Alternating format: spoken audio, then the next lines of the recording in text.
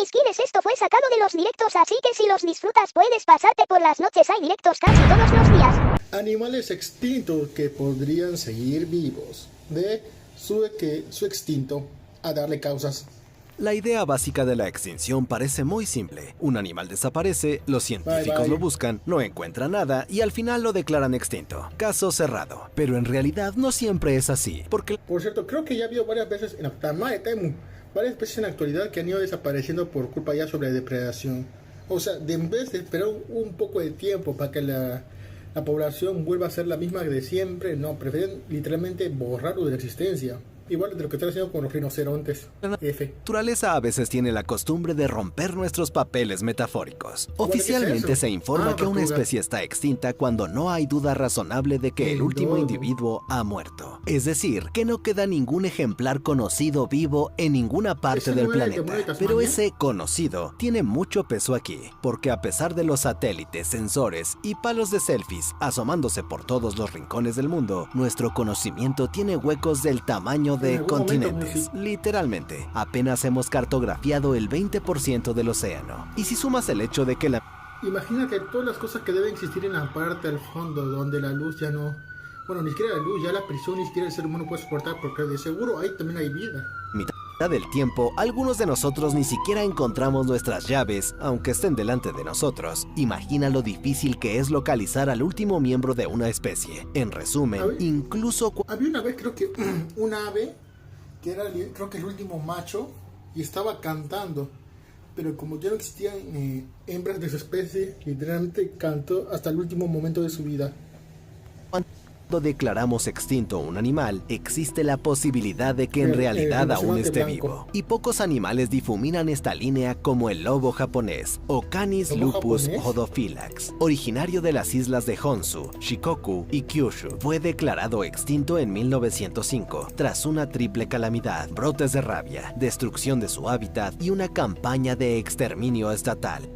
Pero no era cualquier lobo desvaneciéndose en la bruma de la extinción. Fue la desaparición de un animal entretejido en la misma sociedad y espiritualidad japonesa durante siglos. En la creencia shintoísta, el Okami, palabra que significa lobo, era venerado como mensajero de los espíritus kami y protector contra saqueadores de cosechas como cabalíes y ciervos. Tan venerados eran estos animales que aún hay unas 20 capillas shintoístas del lobo en Honshu, siendo la más famosa la de Mitsumine, en Chichibu, y los pueblos de las montañas aún llevan nombres como Okami Iwa, Roca de Lobo, Okami Taira, Meseta de Lobo, ecos culturales de un animal que supuestamente desapareció hace más de un siglo. Una de las historias folclóricas más fascinantes es la de Okuri Okami, o Lobo Escolta, lobos que supuestamente seguían a viajeros solitarios por el bosque de noche, acompañándolos sanos y salvos a su destino sin hacerles daño, un guiño a su comportamiento que sería relevante pronto. Y más allá del ámbito cultural, este lobo era aún más impresionante porque era una subespecie divergente del lobo gris, que podría haber estado estrechamente emparentado con los primeros ancestros del mejor amigo del hombre. Un estudio de... O sea, literalmente la especie era recontra valiosa, pero los hijos de su madre chingue, que vio lo que le terminó por extinguir. En 2024, halló que los lobos japoneses estaban más emparentados con los lobos euroasiáticos que con los norteamericanos, y además que estaban más cercanos a los perros domésticos que a otros lobos. Adicionalmente, el análisis de su ADN reveló que algunas razas japonesas modernas, como el Kishu y el Shiba Inu, poseen algunos de los mismos marcadores genéticos que los lobos japoneses, prueba viviente de un antiguo mestizaje que ha preservado fragmentos del genoma del lobo incluso cuando el animal ha desaparecido. El lobo japonés también era físicamente singular, siendo una de las subespecies del lobo gris más pequeñas, con apenas de 56 a 58 centímetros de altura a la cruz. Para ponerlo en perspectiva, es apenas más alto que un border collie, mientras que los lobos grises norteamericanos pueden medir 91.5 centímetros a la cruz, más de 50% más altos. Pero su menor tamaño podría haberle ayudado teóricamente a evitar una extinción total, porque aunque sea declarado extinto, han surgido docenas de informes de avistamientos desde las remotas montañas de Honshu, en los mismos bosques brumosos que alguna vez fueron su hogar, y no son simples historias de campamento contadas por excursionistas que han bebido demasiado sake.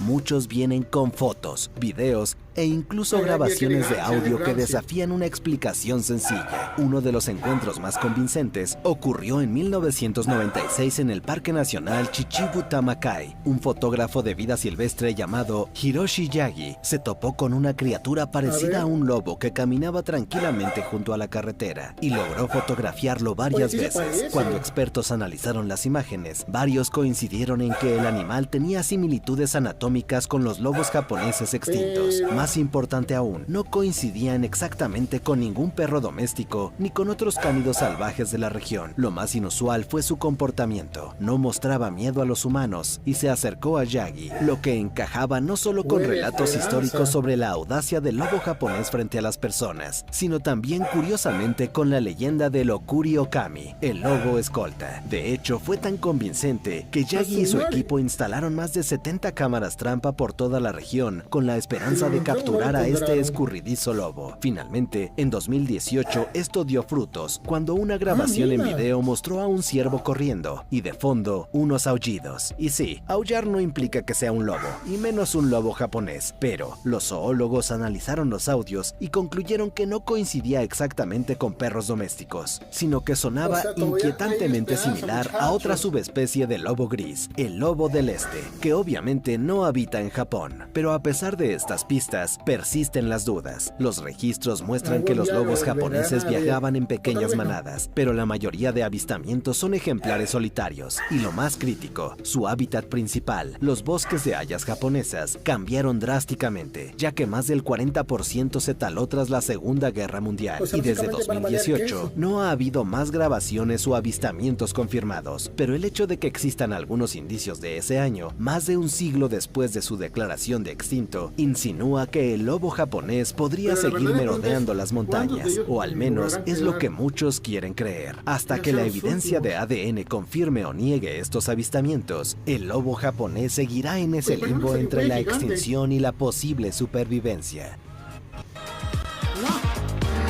Mira, justo no soy de perros, sospechoso.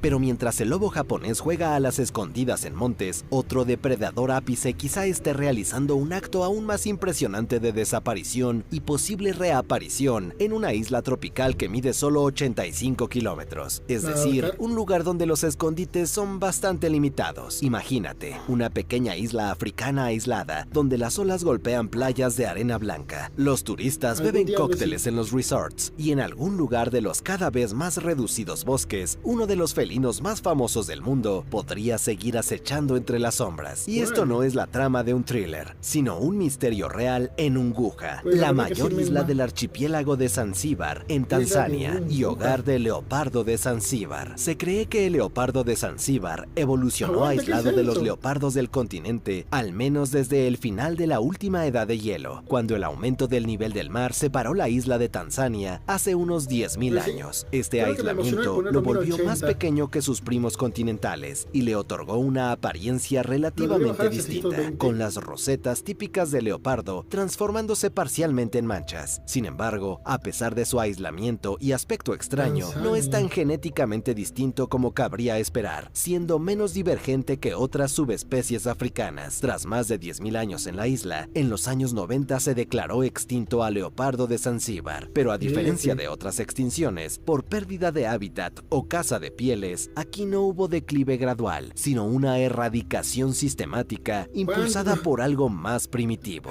miedo y superstición. Verás, estos animales no solo se temían como depredadores, se demonizaban con la creencia extendida de que eran producto de la brujería. Según arraigadas creencias, por la huevada de la brujería, todo ese tipo de cosas, de mal augurios, a ver qué, se han bajado a los búhos, a los cuervos, literalmente todo lo que era parecía un poco sospechoso, literalmente lo barrían. Locales, estos leopardos no eran simplemente salvajes, sino que eran criados y entrenados por brujas para hostigar o dañar a los aldeanos. Los agricultores abrazaban especialmente estas ideas para explicar por qué los leopardos aparecían cerca de las granjas y pueblos. En sus mentes no era solo el comportamiento animal, era una brujería malévola manifestada en forma felina. Con el crecimiento de la agricultura y la población durante el siglo XX, el conflicto empeoró, con confrontaciones crecientes entre entre humanos y animales. Lo que Muchas gracias, comenzó con Luciano. campesinos matando leopardos para proteger el ganado se convirtió en algo mayor y más oscuro, culminando en lograron eliminarlos de la 1964, isla. cuando las Que de por autoridades sí en una lanzaron isla una campaña No suele haber muchos ejemplares de una especie. Así que imagínate que comience una expedición para simplemente exterminarlos, pues básicamente los condenaron.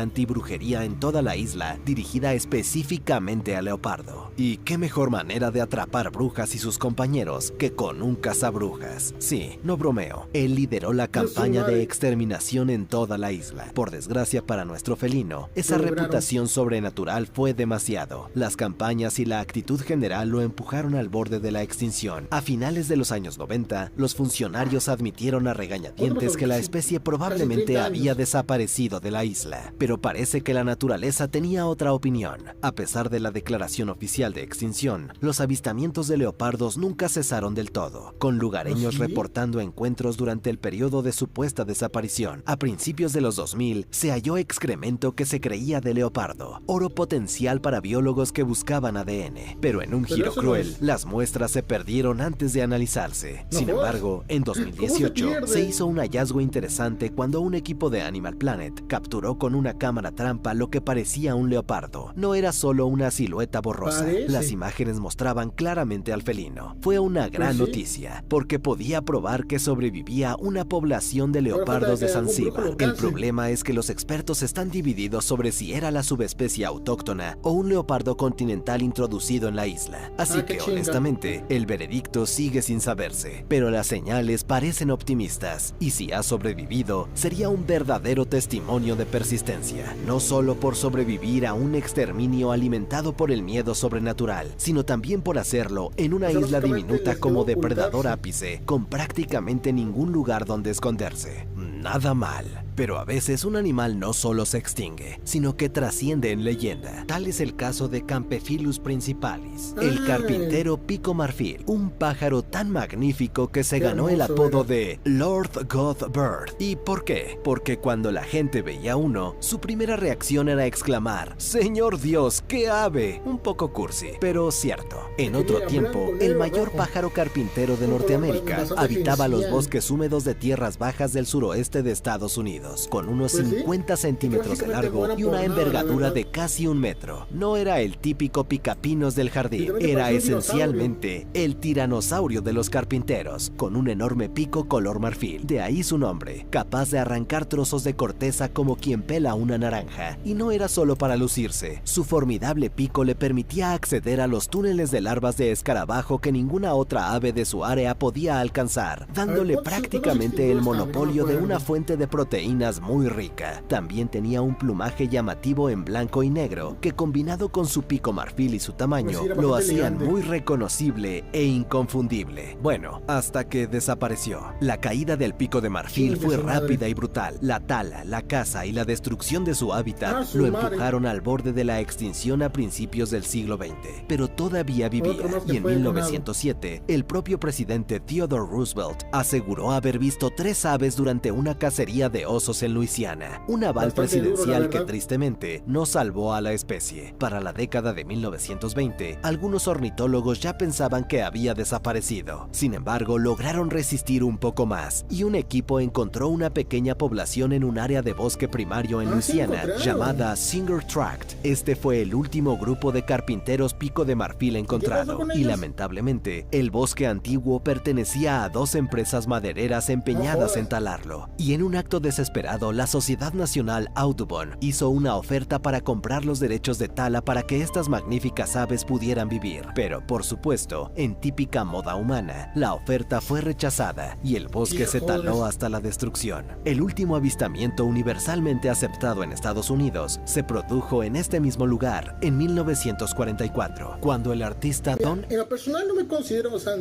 ni zurdo ni capitalista, pero a veces hay acciones que así tú dices, tamares, literalmente por un poco de plata acaban de joder a una especie.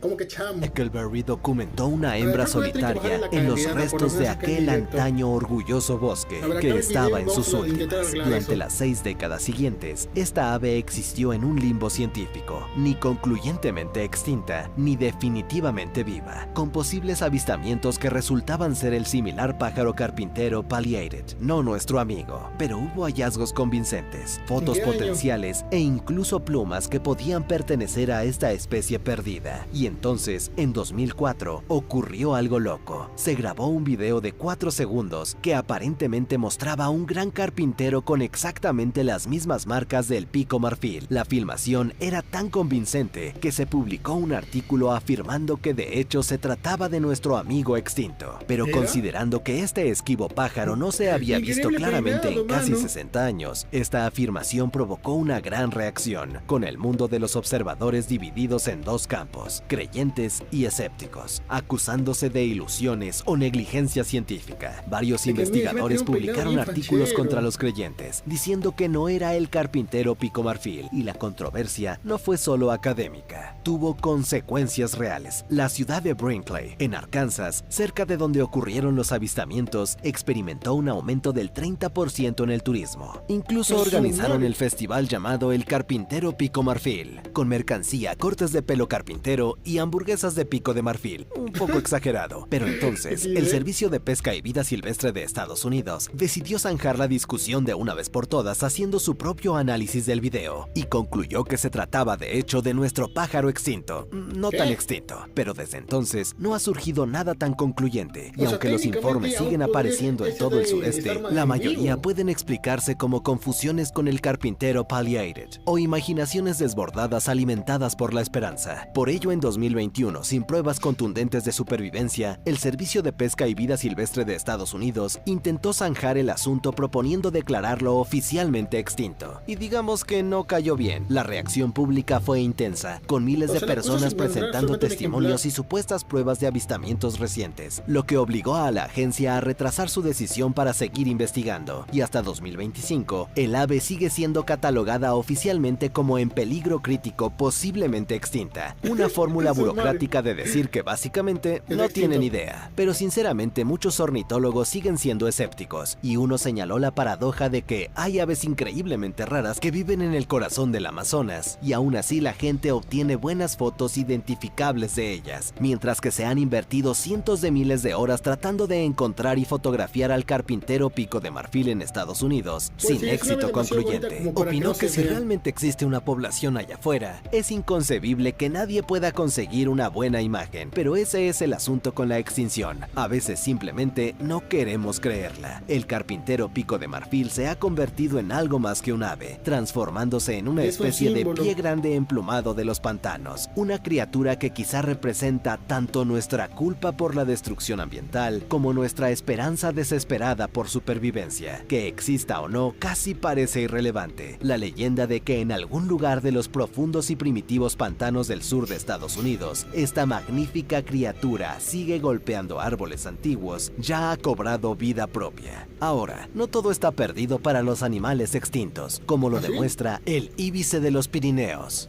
¿Y sé cuál es? No, tama. Otro anuncio terrible.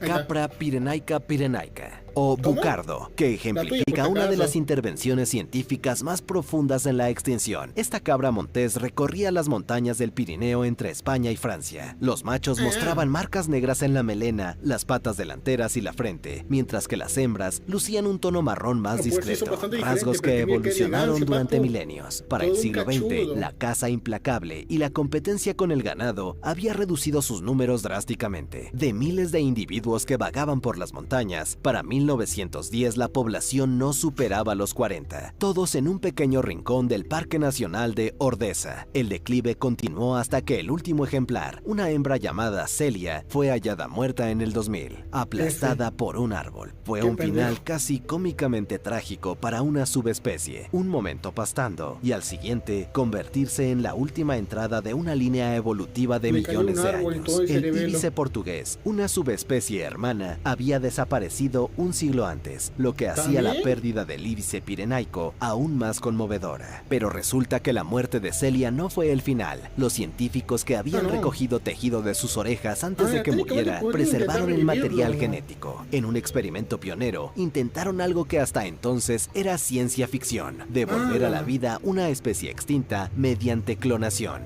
Usando técnicas de transferencia nuclear, colocaron el ADN de Celia en óvulos de cabra sin núcleo. Las probabilidades eran abrumadoras. De 285 embriones reconstruidos, solo 54 fueron lo bastante viables para implantarse en madres sustitutas, y de ellos, solo uno llegó a término.